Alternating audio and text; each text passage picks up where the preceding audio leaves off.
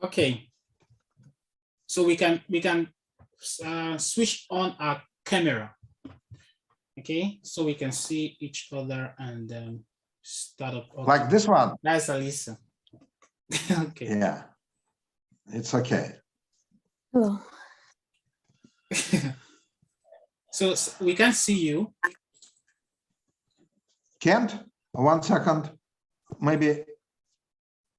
Oh, Vladimir, can I ask you a question Okay. yes.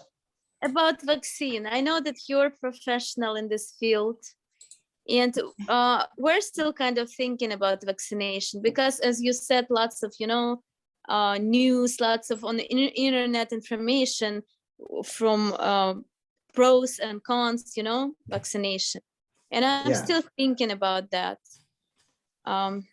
Whether my parents, they had those vaccine.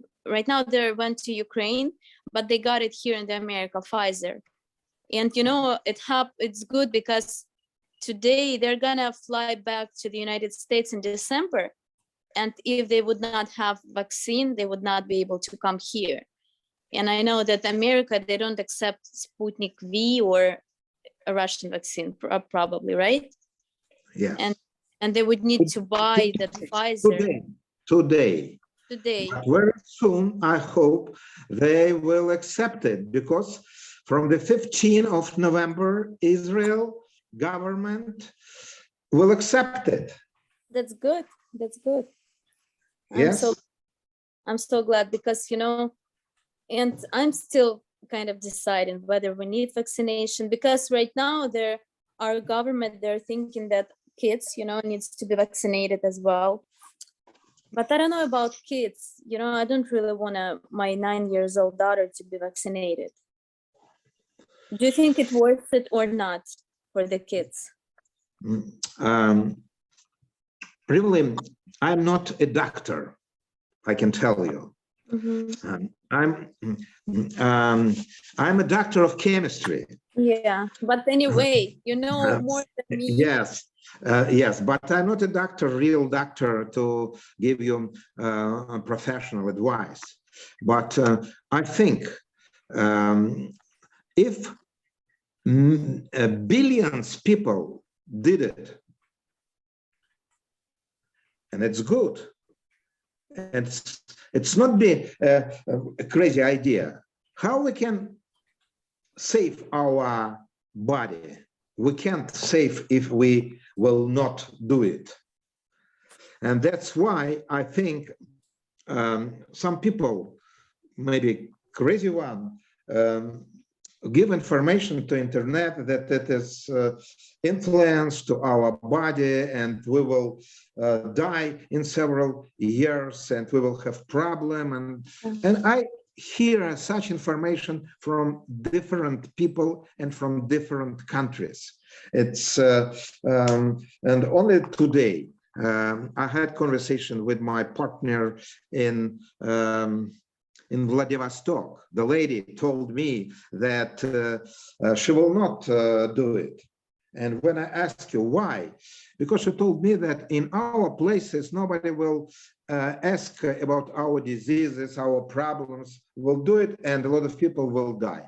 I don't know exactly what it is, but I told her that you have to go to the doctor, you have to check if it's possible to do it, and after that you will do it, if it's possible. If not, it's not. But nowadays, I don't read any information from internet about the problem if you have vaccination. And that's why I think we don't have any other way to protect ourselves. And that's why we have to do it. And I know that some people start doing to kids from 4 years. Mm-hmm. And big problem. And I know that my daughter lives in Australia. Mm-hmm. And she lives in the Jewish place. And a lot of people, Orthodox, Jewish Orthodox didn't do it. Mm-hmm. And nowadays, they got virus. And it is a big problem for them. And several people died because they got virus and they didn't have vaccination. And that's why we have to integrate part of knowledge. It's very easy. And the statistics tells us that that people, most people died because they didn't do vaccination. And who did it maybe can have some pain, some problem, but they didn't die. So that's why I think it is very important to do it.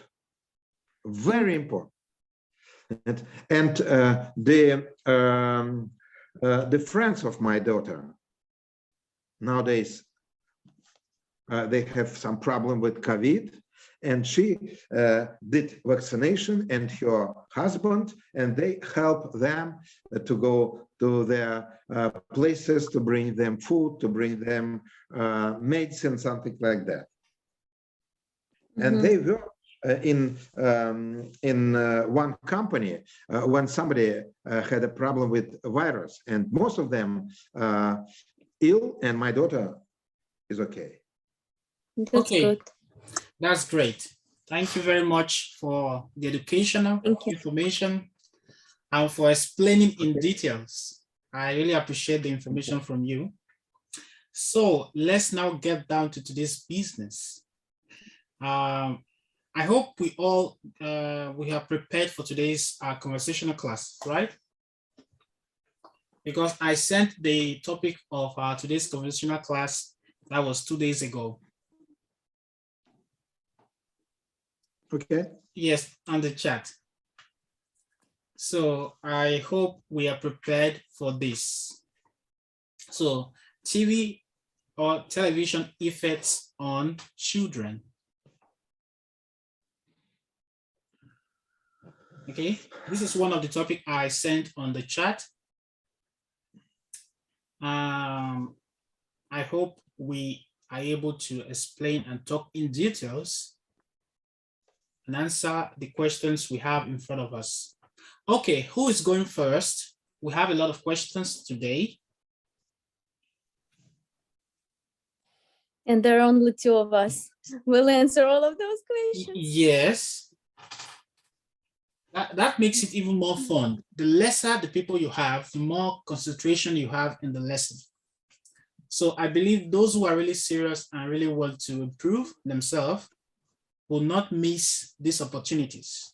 So it gives us more time to really talk in details. So let's say if we're having more than 20 people in this group, we won't talk more than 2 minutes. Each person will have just 2 minutes to express themselves because of the time frame we are having. But now, since we are limited to 3, then we have a lot of time to analyze certain situations. Okay, that being said, who's going first? I can do it. Okay. No problem. According to my point of view, television and TV programs and TV movies and TV advertising is a big problem for the brain of the young generation, of the children. And they look at the advertising like the fantastic taste of Coca-Cola and other orange juices and something like that, and they want to taste it, and they start drinking it, and after that it's one thing, It could be everything, not only food, not only toys, but they watch TV, and they could see how rich people sit at the armchair and smoking cigar or cigarettes and drinking whiskeys and other hot drinks and vodka and something like that. And they would like to copy this behavior. And the ladies, the young girls, look at the dresses and some very modern shorts, and that's why they ask to their fathers and mothers to buy them the same, and they would like to have the same haircut and something like that, and it's influence to their brain, and they don't think how to improve their English, how to improve their math, how to penetrate into different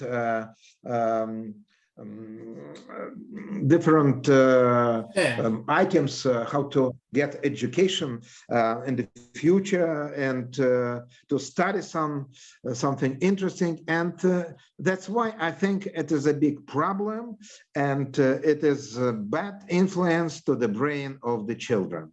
It's my point of view. We can talk about it a lot, and but my conclusion, it's a big problem, and that's why I could hear that the people, some Orthodox in religion, family, don't have TV. Yes, that's true. Up to this very day, they have the Jewish people that don't watch movies. They don't watch TV. Yes, you're absolutely right. And that's why they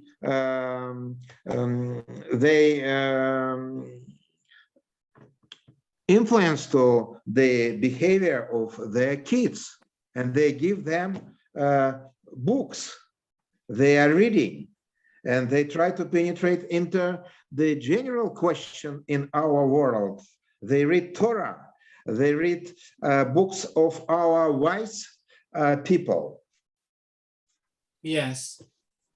And they got knowledge from the people, and they try to understand how they explain different thing in our life, and they try to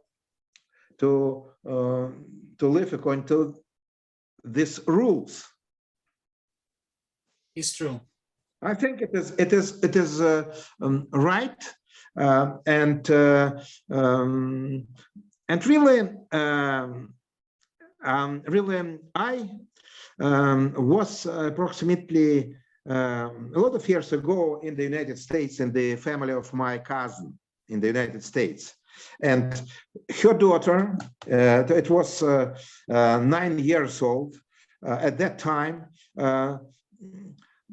thought only about computers, about dresses, about parties with friends at 9 years old, and she couldn't understand the general thing in this world, that it is very important to be kind to people, and to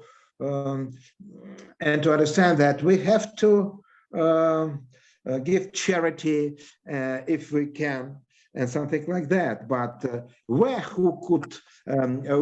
she could take such knowledge if she looked at the crazy cartoons where Mickey Mouse, for example, it's not crazy, it's interesting on the one hand, but if you will watch TV and hours in your days watching cartoons and something, some movies, it is not influence to your features of characters.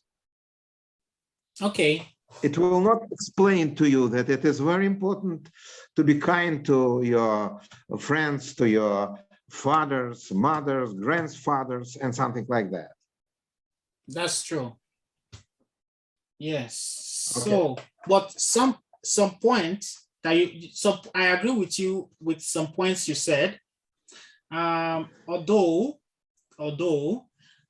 there is a point of argument. We can argue that television has a positive effects on children as well as a negative effects. Now, I think generally everything that we do has a negative and a positive effects. If we are eating, if somebody is eating too much, that has a negative and a positive effect. Somebody who is drinking also has a negative and positive effect, even if the person is drinking ordinary water, not even alcohol. There is also a negative effect. So generally in our life, the excess use of something is negative. So it all depends on how we are using it. It depends on what we are using it for. Now, the internet is created for what? The people who created internet for a specific reason, to make our life easier, to be able to send or transfer information, data, movie, multimedias, and also do communications like we are doing now. But there are a certain group of people who are using the internet for something else. Some are using the internet for bad situations like hacking into people's account, into people's privacy, into people's private accounts, social medias, and even credit cards. So you see, internet was not designed for that purpose, even if that purpose was there. But people had to think, and it all depends on you, on the individual who is using the thing. So I would think it is a 50-50 situation. It's bad, it's good, but we should always use it in the way. So let me not draw a conclusion about it, because that is my opinion. So let's give an open floor for everybody to answer some of these questions we are having on the screen. I agree with you, and really we have to understand, on the one hand, maybe it is not right to close TV for 100%. Maybe it will be possible to give kids opportunities to watch TV, like some program where historical program where they can get information, positive information. Yes. It will help to influence for their brain to understand this world better. Geographic and some for animals or something like that. It will be positive, but not to give them watching every program. And the same situation in internet. Yes. And a big problem when kids talking by cell phone hours with their friends, discussing girls, families, sport programs, and something like that. And they use cell phone, and they have got a problem with radiation, because we can talk only 1 minute without my protector. Do you understand me? Yes. And the same situation when the children using internet. And maybe it is important for the education, some interesting, they can find some interesting in field of chemistry, in field of math, in everything. But watching and reading everything in internet, it's a big problem. Okay, so Alisa is not talking. I'm just listening for now. And No, I think you both of you already answered, you know, no, no. 100%. And I agree with both of you. I can see, you know, television can bring like positive and negative effects on children, because children needs to be supervised by parents. This is the 100%. If you know, sometimes parents work every day and kids stay home but on their own, they can watch TV, you know, for hours, and it's not good. And when parents are home, they can supervise their kids, and they can watch what they're watching, and they can limit the time of watching, because we live now in that reality that we just cannot take away TVs, internet, even though, you know, probably at some point it would be great, you know, but we have to watch, we have to help our kids to understand and to filter the information they receive, to help them to learn how to choose, how to make the right choices, what to watch, you know, how much they need to watch. And on the other hand, the parents, I think, in my opinion, from my own experience, it's good when kids are busy, you know, we need to make them busy in order to watch less, like any kind of sport, music, books, you know, but parents need to be in charge of that. Because I agree that we can get lots of bad information from internet. I mean, kids can get weird, and adults, we can filter that information. But kids, you know, they don't have that understanding what sometimes, you know, at some point, what is good, what is not good. But believe me, at school, even though they don't watch TV, you know, at school, they have conversation. And my little daughter, they just asked me some questions, you know, I was not ready to answer, because they talk between, you know, girls and boys, and we just need to explain them what is good, what is wrong. Because if sometimes I know also some people who are very strict and who did not let, you know, their kids like watch TV or go there or there, you know. But then where kids are older, they just don't have a stop, they want to try everything. We kind of need to have, I know in Russian it's called like knut и пряник. I don't know how to explain in English. We have to have like that golden, как сказать, золотую середину. I don't know. It's just an idiom in Russian. Okay. It's hard to. But we have to show them, you know, that we have to use our time wisely. If you want to watch TV, you know, watch it just maybe 30 minutes, 40 minutes. But before, you need to finish your homework, you need to do your chores. Kind of, we need to teach them to use time management. And I think it's going to help in the future. Like Wow. sometimes we need to be strict. It's good to be strict. Sometimes we can let them watch something, because we an adults, you know, like I'm an adult, and I always, not always, sometimes I like to watch movies as well, because it's kind of sometimes relaxing. You just relax, and kids also need to relax, but we need to supervise what they watch. 100% agree with that. Wow, that's great. You spoke it all. I appreciate that opinion you had. It's very good, very, very good. Kids has to be supervised. They need to watch what they need to watch under the supervision of their parents. Television should be used as a tool for learning, education, not as a tool for destruction. Television can be a tool for destruction, and also can be used to improve knowledge. So kids allowed, because there are some families that allow children to watch movies of their choice, even they buy TV for the children in their room. So the kids has their own television in their room, even as well as giving them video games.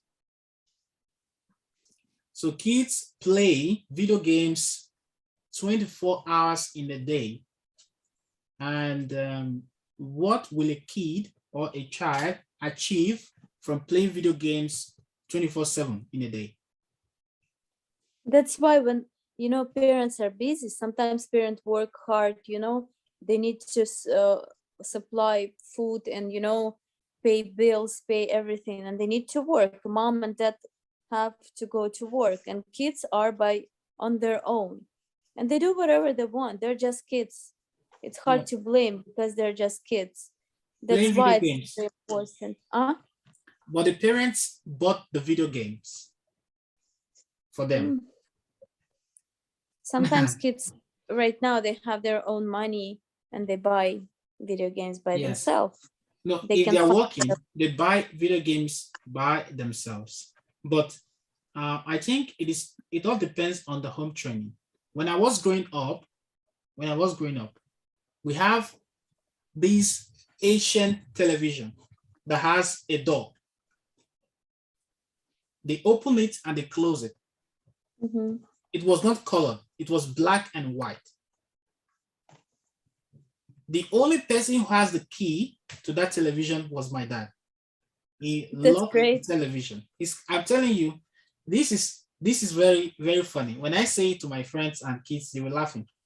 They locked the television. He will lock the television, put the key in his pocket, and go to work. So there is no watching of any television until he comes back home. He comes back home at 10 p.m. So when he comes back home by 10 p.m., we are already in bed. Yeah. It was your dad's plan not to watch TV for you. He can't come back home and see you sitting at that time. That time is already past your bedtime. You're supposed to be in bed. There is no question